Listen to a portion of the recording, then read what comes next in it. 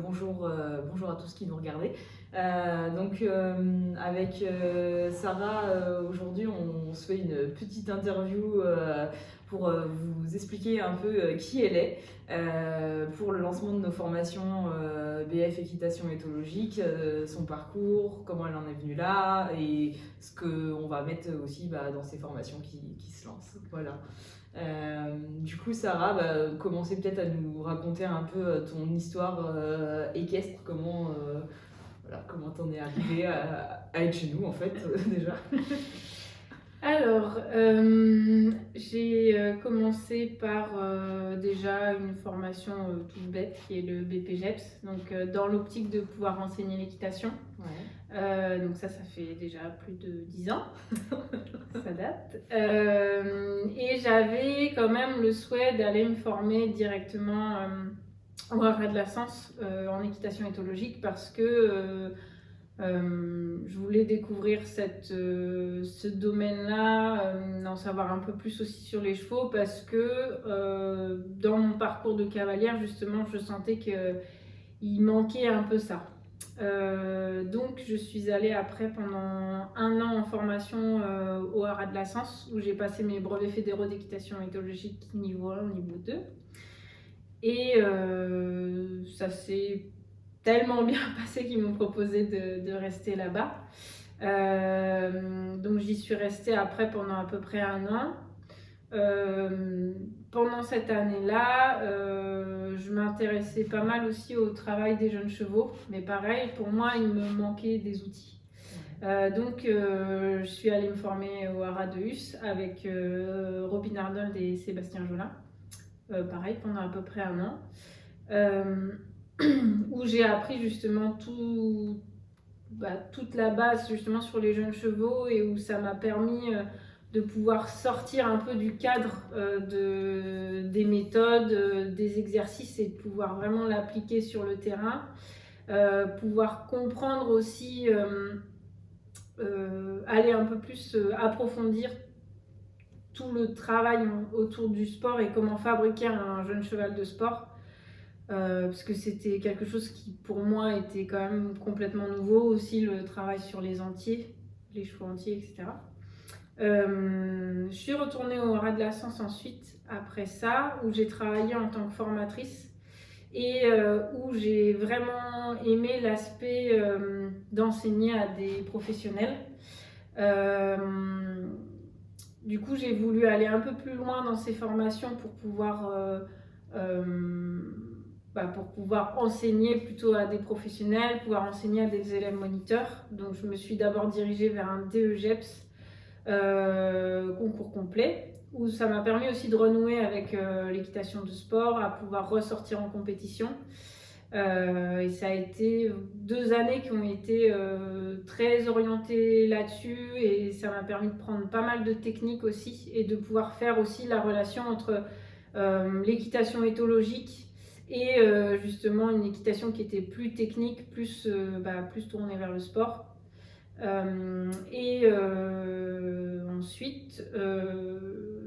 Ensuite, je suis retournée au Haras de Hus, mais là en tant que cavalière au pôle des bourrages.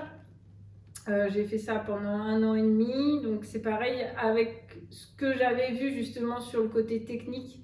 Je pense que ça m'a permis de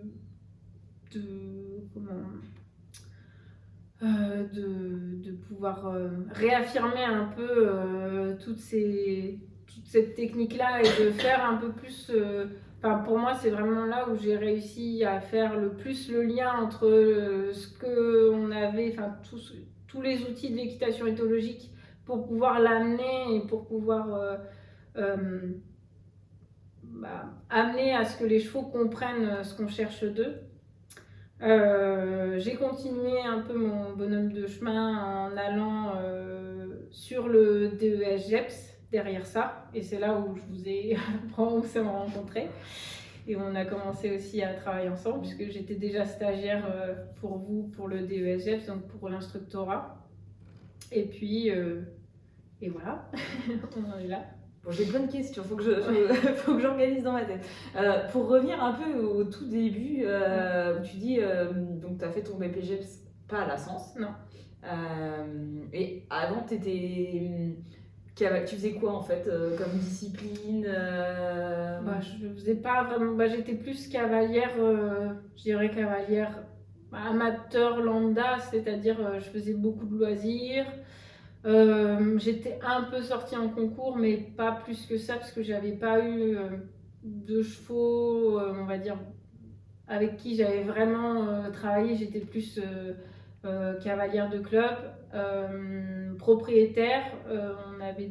J'avais déjà une jument à l'époque, avec qui j'avais eu quelques déboires et qui m'avait fait justement rechercher dans ces méthodes-là. Mais non, je pensais pas avoir ce parcours-là derrière. D'accord. Donc en fait, c'est cette jument, c'est ta première jument, c'était en fait qui t'a donné envie d'aller explorer des choses différentes, c'est ça? Et c'est avec elle que tu as fait du coup ton année à la Sens Non, d'accord. Non, je l'avais plus à l'époque. Ouais. Non, en fait, c'est plus elle qui m'a guidée un peu vers ça, mais pour moi, on touchait juste, on avait juste l'idée qu'il y avait d'autres façons de faire que du classique, effectivement, en fait, les chevaux, ils pouvaient apprendre et pas forcément subir ce qu'on leur demandait, mais c'était vraiment des balbutiements, quoi. Voilà. C'était vraiment Et donc, avant d'arriver à la Sens, tu n'avais pas fait du tout de travail épier ou tu avais expérimenté quand même un peu? Oui, un petit peu, mais dans mon coin et avec des vidéos. C'était très, très autodidacte, mais c'était même, c'était... à la Sens, j'ai bien compris que c'était pas terrible ce que je faisais avant, mais voilà, que c'était pas très petit. Ça te donnait ce goût-là d'y aller et d'aller te former, justement. Ouais. En fait, l'idée aussi de me former à la Sens, c'est que je voyais pas... Alors, j'avais vraiment envie directement d'enseigner ces techniques-là, en fait. J'avais vraiment envie de me tourner vers ça et de tourner mon enseignement vers ça. Pour moi, c'était là où il fallait aller. Et du coup, après, donc dans ton parcours, tu as fait cette année-là à la Sens, tu restes en fait du coup un an après derrière à la Sens. Ouais. Tu passes ton DEGEPS en étant encore à la Sens ou... Oui. D'accord, donc en fait, tu as passé ton DEGEPS en étant salarié en fait, à la Sens. Ouais. Donc tu alternais en fait, c'est à ce moment-là où tu as vraiment lié le sport et du coup l'équitation éthologique. Ouais. Après, alors, à la Sens, parce qu'on est un peu obligé de rester dans le cadre justement de la méthode, pour moi, j'avais pas forcément la possibilité de vraiment lier. J'avais quand même j'avais une idée et puis j'avais déjà acquis mon cheval, Bolide. Donc ça me permettait d'expérimenter un peu, mais pour moi, il y avait encore quand même un peu un clivage entre les deux, parce que tout ce qui était, on va dire, plus de la mise à l'effort qui est vraiment demandé pour le sport, j'arrivais pas à savoir justement comment on pouvait l'apprendre au cheval. Pour moi, en fait, le cheval, il devait subir ça et on pouvait pas amener le cheval à être acteur de cette mise à l'effort là qui était demandée pour le sport. Et donc là, je vais te poser du coup, qu'est-ce qui a fait, comment tu as réussi du coup à mettre les deux ensemble en fait? Pour moi, c'est vraiment quand je suis revenue au Haras de Hus, déjà de retravailler et des chevaux qui étaient plutôt orientés CSO et des chevaux qui étaient plutôt orientés dressage. Même si là-bas, on va dire que la base reste la même pour ces chevaux-là, que ce soit dressage ou CSO.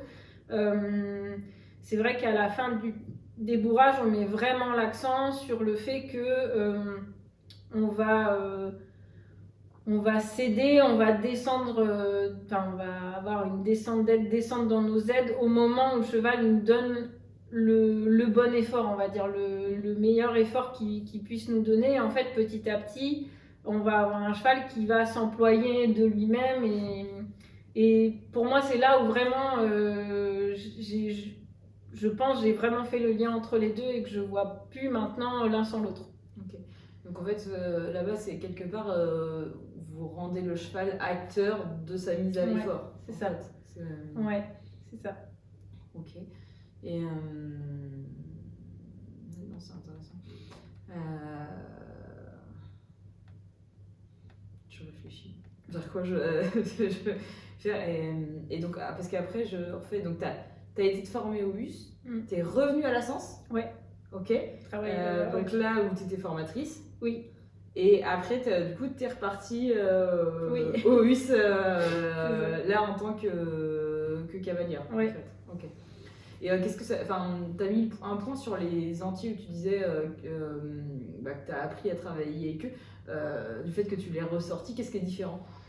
Alors, c'est pas forcément dans le travail, c'est plutôt dans l'environnement. C'est vrai qu'on a l'habitude plutôt de les voir, de voir ces chevaux-là qui sont mis un peu à l'écart des autres chevaux, qui sont manipulés d'une certaine manière, qu'on utilise des outils aussi avec eux qu'on n'utilise pas forcément avec les autres chevaux.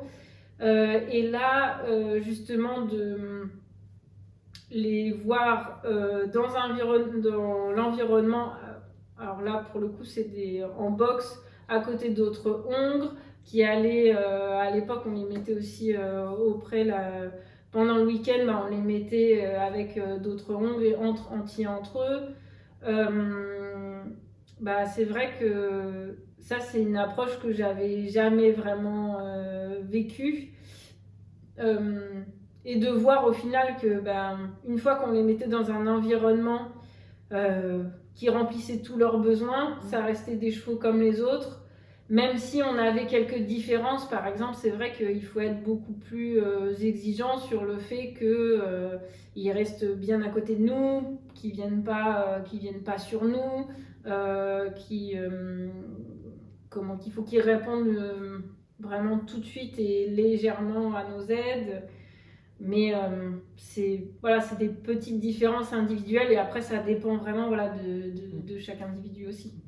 Oui, donc il y a les Antilles et au-delà de ça, il y a l'impact de l'environnement du cheval, même sur son bien-être et du coup qui impacte aussi le travail, j'imagine. C'est ça. Et tu nous as dit aussi, ce que tu avais aimé à la Sens, mais aussi même derrière de faire le DE puis le DES, c'était de t'adresser en fait à des professionnels. Ouais. Et qu'est-ce qui te plaît en fait dans ce public-là en fait? Alors ce qui me plaît, c'est déjà aussi le partage qu'on peut avoir, parce que, alors je parle vraiment des professionnels qui sont déjà diplômés pour le coup, parce que ils ont déjà leur expérience de leur côté à eux, donc c'est de voir comment on peut leur amener des clés qui peuvent résonner en eux d'une façon qu'on va pas forcément que nous, d'une manière dont on n'aurait pas forcément ressenti en fait. C'est comment eux ils s'approprient les choses. Ce que j'aime bien, c'est vraiment ça, c'est la réappropriation, et c'est ça, c'est que c'est pas juste un cadre didactique qu'on apprend comme ça et puis qu'il faut pas en sortir. Et eux, ils arrivent vraiment directement à pouvoir se réapproprier ou même justement nous faire réfléchir sur même nous, notre propre pratique. Et je trouvais que cet échange-là était intéressant en fait. Est-ce que tu as un exemple à me donner comme ça qui t'aurait marqué, justement, où ça t'a questionné, où la personne s'est réappropriée, qui est peut-être plus marquant que les autres que tu as eu?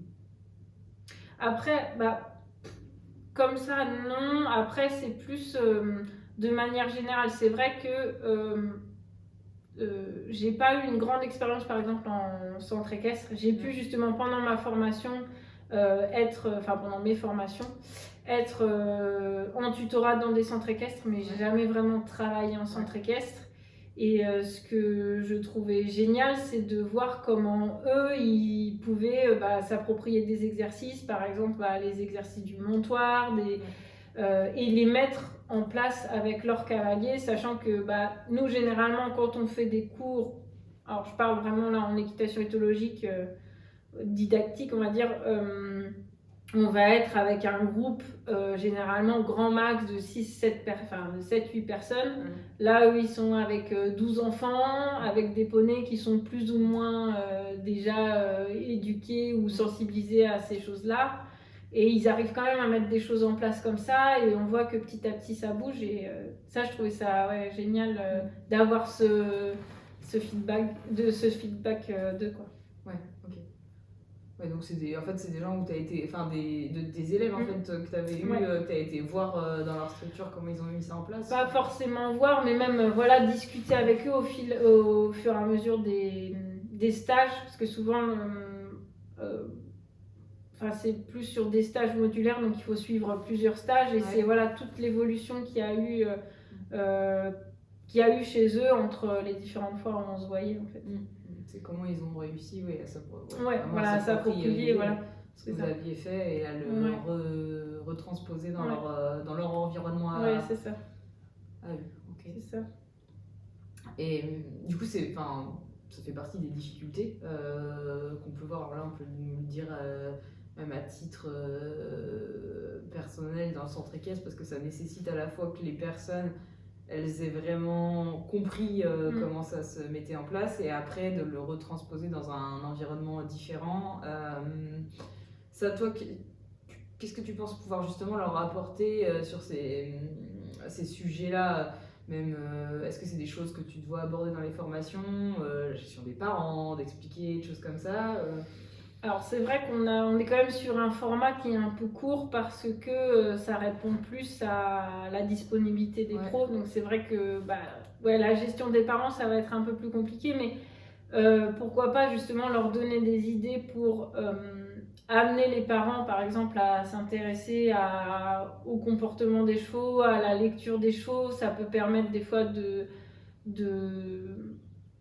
pouvoir améliorer, on va dire, ça peut être l'attitude des chevaux à l'abord, pouvoir dédramatiser aussi cette phase-là qui peut être un peu compliquée et pour le cavalier et pour le parent. Ça va quand même rester autour, on va dire, de tout ce qu'on va apprendre en stage, tout ce que je vais vouloir amener en stage, ça va quand même rester autour du cheval, quoi.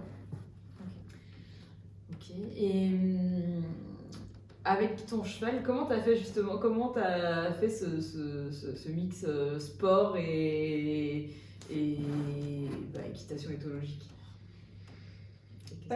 Pour moi, justement, ça a été un peu lui qui m'a aussi aidé à pouvoir comprendre que l'un apportait à l'autre et inversement, parce que c'était un peu avec lui que j'expérimentais tout. C'est le cheval que j'ai eu le plus longtemps au travail, donc c'est celui avec qui j'ai pu avancer aussi, qui a avancé en même temps que moi. Et voilà, et des fois justement quand j'avais des soucis avec lui, souvent ça s'est avéré que soit c'était un problème de technique, ou soit justement c'était un problème d'apprentissage. Donc c'est là que forcément on est obligé un petit peu de lier les deux. Ok. T'as un exemple concret de que tu aurais vécu d'une difficulté et comment tu l'as fait passer voilà. Alors, qu'est-ce que je pourrais avoir? Il y en a eu plein.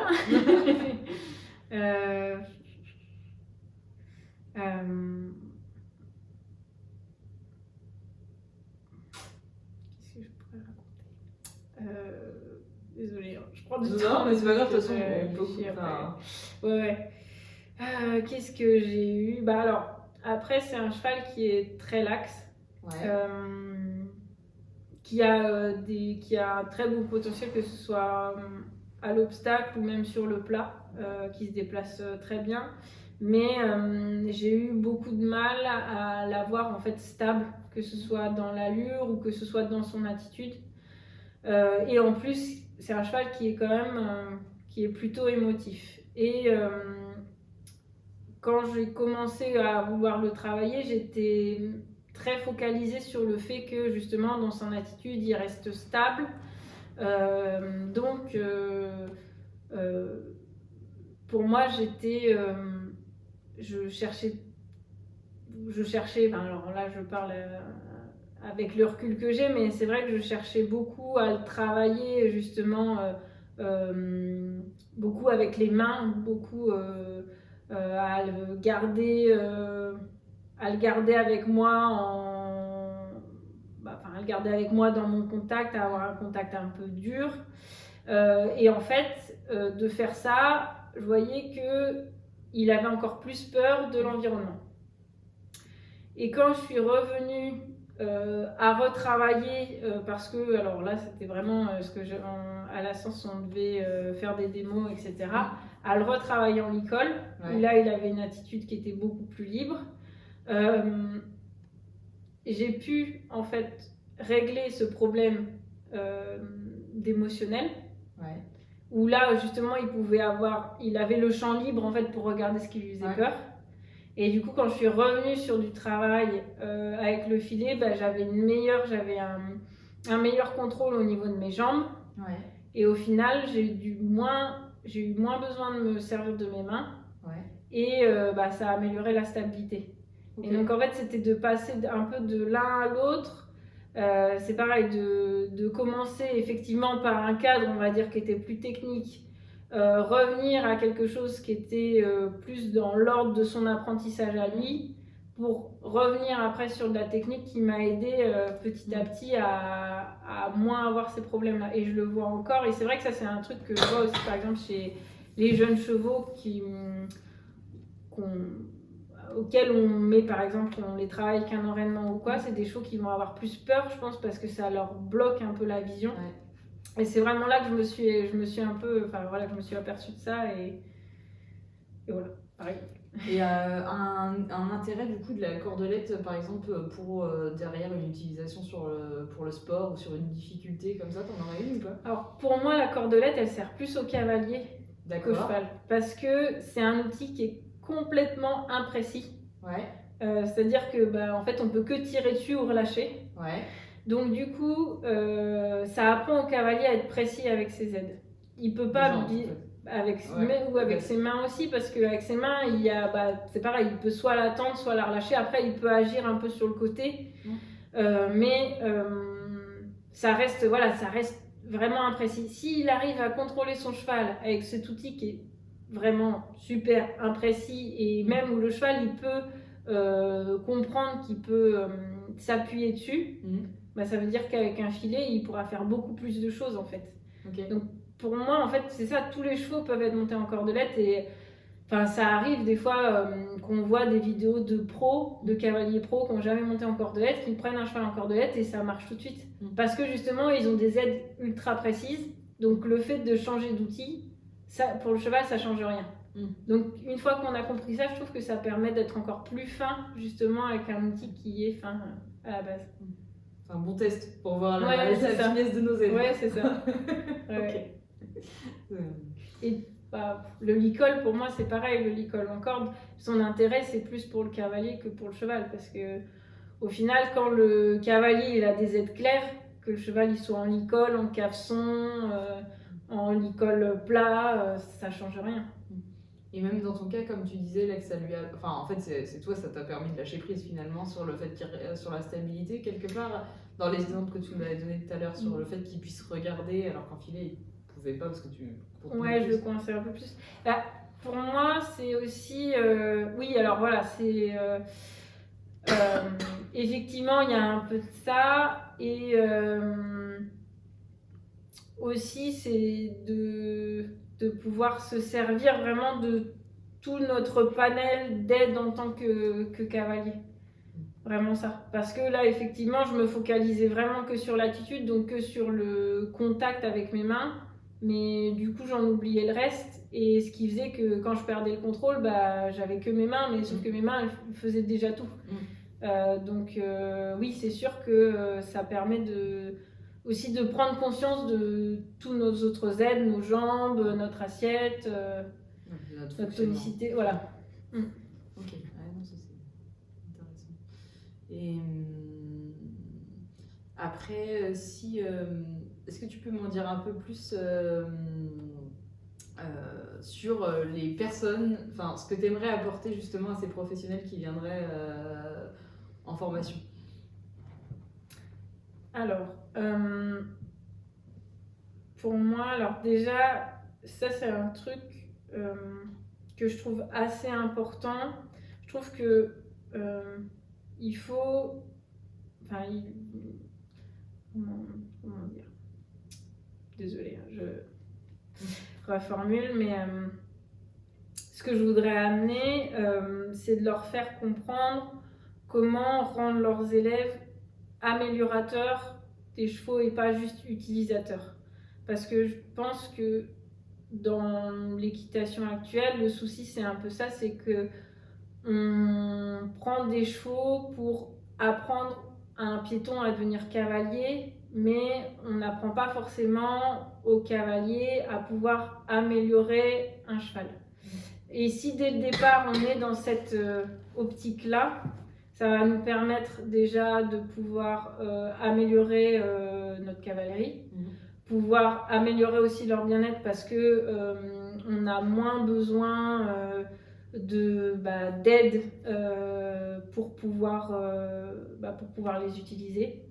On rend pareil le cheval beaucoup plus acteur de son travail. Donc ça aussi, ça permet aussi d'avoir un cheval qui est beaucoup plus concentré, qui est moins sur son environnement. Pour moi aussi, ce que j'aimerais leur amener, c'est toute la partie sur l'éthologie, donc là plus la partie scientifique. Et aussi leur expliquer à quoi ça sert et comment on peut, grâce à ça, justement, améliorer la relation qu'on peut avoir avec le cheval, peu importe vers quoi on s'oriente, que ce soit du loisir, que ce soit du travail de la compétition ou du sport. Et aussi, ce que j'aimerais leur amener, justement, c'est par les échanges qu'ils pourraient avoir pendant les stages avec d'autres enseignants, pouvoir leur amener des réflexions sur là où on va ensuite dans l'équitation, parce que c'est vrai que c'est la place du sport, de l'équitation, c'est quand même assez remis en cause. Donc c'est important qu'on en parle aussi en tant que professionnel, même si on sera pas beaucoup, mais voilà, c'est toujours ça de pris. Oui, donc il y a une part, il y a le cheval qui devient acteur de ses efforts, des choses comme ça, mais il y a aussi le cavalier qui devient acteur de son équitation. Ouais. Derrière ouais, c'est ça. Et dans ce que tu dis, je vais te relancer tu dis leur apprendre l'éthologie vraiment du coup plus scientifique pour qu'ils comprennent à quoi ça sert. À quoi ça sert? Mais pour moi, ça sert vraiment à clarifier toutes les interactions qu'on a avec les chevaux. Parce que dans plein de situations, au final, on a des problèmes avec les chevaux, on rencontre des chevaux qui peuvent avoir des comportements problématiques, plus parce que nous, on n'est pas capable forcément de voir là où est le problème. Est-ce que et souvent c'est le cas, est-ce que c'est l'environnement, est-ce que c'est un problème physique ou est-ce qu'effectivement c'est un problème comportemental? T'as un exemple précis? Plein. Un exemple précis, qu'est-ce que je pourrais dire?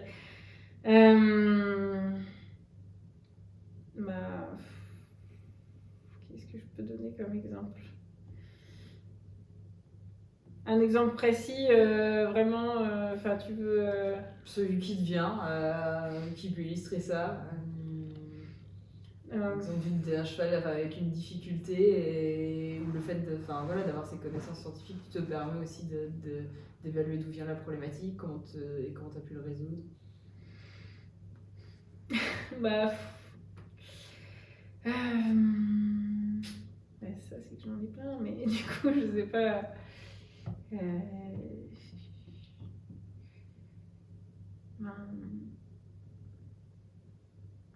T'as tout le temps pour réfléchir. Ouais. Parce que je réfléchis. Je sais pas, est-ce qu'il y en a sur la structure là ou quand t'étais au US?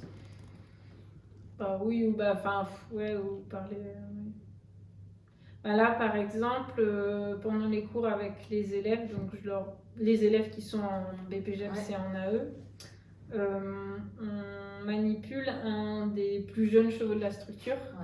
Et lui, il a un comportement qui peut être assez similaire justement à un entier, qui vient souvent mordre, qui a tendance à venir un peu bousculer. Et au départ, dès que les élèves le manipuler, tout de suite, alors elles, parce qu'on n'a que des filles, elles étaient sur la défensive. Donc tout de suite, c'était des claques ou des obstructions. Et en fait, là où elle voyait le problème du cheval qui venait les agresser, le souci c'était plus que c'est un jeune cheval qui a besoin de sociabiliser avec d'autres chevaux et qui du coup fait la même chose avec les humains puisqu'il n'a pas encore d'expérience pour savoir qu'il ne doit pas forcément se comporter de la même manière avec les humains qu'avec les chevaux. Et quand on a justement commencé à mettre les exercices en place, je leur ai demandé plutôt que de chercher à répondre à ces morsures par des claques ou des obstructions ou plutôt de travailler à distance, de mettre en place le cadre pour lui à distance, donc le contrôle des pieds, pouvoir lui faire comprendre qu'il doit marcher à côté de nous, pas sur nous, que quand on agit par une pression, il faut qu'il y réponde et que c'est quand il y répond qu'on cède. Et petit à petit à leur dire aussi que dès qu'il fait bien, de venir le caresser, parce que c'est vrai que c'était quelque chose aussi qu'il adorait vraiment quand on gratte, il répond vraiment très fort à ça. Et là, il n'y a pas longtemps, justement, ils m'ont dit mais c'est fou parce qu'il ne mord plus. Mais en fait, c'est juste ça, c'est que le souci, c'était pas vraiment le souci c'était pas la morsure, le souci c'était juste qu'il fallait qu'il apprenne comment se comporter avec les humains. Et en plus, quand il mordait, c'était pas quelque chose d'agressif. Donc si nous, on répond par de l'agression, forcément, après, petit à petit, ça peut en devenir. Et donc, ça fait un cheval qui, au final, continue de mordre, mais en plus le fait en étant dans une attitude qui peut vraiment devenir problématique pour un cheval de club. Et là, justement, de voir... parce qu'on a observé son comportement, parce qu'on voit que son comportement c'est surtout du jeu, de ne pas répondre à ce jeu-là, au final de pouvoir diminuer la fréquence des morsures et puis jusqu'à ce qu'il n'y en ait plus. Et lui, du coup, il peut trouver un intérêt à interagir avec les humains comme ce qu'on voudrait pour un cheval de club. Ouais, en fait, il y a eu la première étape déjà de se mettre en sécurité soi-même, là, donc de le faire travailler à distance. Et finalement, le cheval a trouvé de l'interaction quand il faisait bien les exercices parce qu'il a eu les gratouilles à ce moment-là. Et que c'était pas en mordant ou autre chose comme ça qu'il avait de l'attention, mais en faisant bien les exercices. Donc on transforme finalement son mode de fonctionnement. Voilà, c'est ça. Ouais, ok. C'est chouette. Je sais pas, est-ce que tu as quelque chose d'autre à ajouter que tu aimerais qu'on parlait, dont qu'on n'a pas abordé? Non, après c'est plus du pratico-pratique, enfin en gros la durée des stages, tout ça quoi, mais c'est pas... après vas-y, hein. Si tu veux, déjà par exemple pour rentrer dans les pour rentrer là sur les modules de 5 jours, comment on fait? Alors pour rentrer sur les modules de 5 jours, alors il y a plusieurs... on a proposé plusieurs stages, il y a plusieurs choses. Déjà, il y a les stages, ce qu'on appelle savoir, donc là qui sont plus que de l'équitation éthologique et du programme de la FFE, donc là qui peuvent être accessibles à tout le monde, que ce soit des professionnels ou que ce soit des particuliers. Ensuite, on a des stages qui vont être vraiment à destination des professionnels, donc ce qu'on appelle les stages des brevets fédéraux d'équitation éthologique, niveau 1 et niveau 2, qui vont permettre pour les pros de se préparer au passage des brevets fédéraux. Et on a un dernier stage qui est là et accessible à partir du savoir 3, qui est un module un peu particulier, qui est plutôt axé sur la manipulation des jeunes chevaux. On a choisi pour ces stages-là de rester sur un format de 5 jours parce que ça permet d'être en immersion sur ces techniques-là. Mais aussi, après ça, de pouvoir proposer une partie en distanciel pour que les personnes elles puissent expérimenter ça justement chez elles avec leurs propres chevaux et avoir quand même un suivi derrière.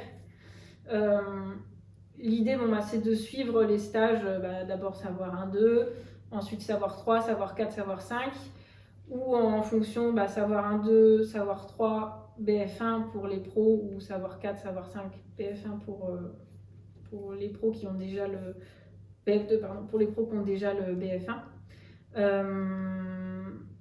Pour que ce soit l'idée de ça, c'est que ce soit un suivi, que chacun puisse le faire à son rythme et puisse avoir puisse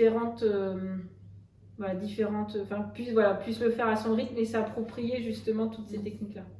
Et donc concrètement, là je veux rentrer, je suis enseignante, je veux faire les formations, je fais quoi? Je t'envoie un mail, je t'appelle. Voilà.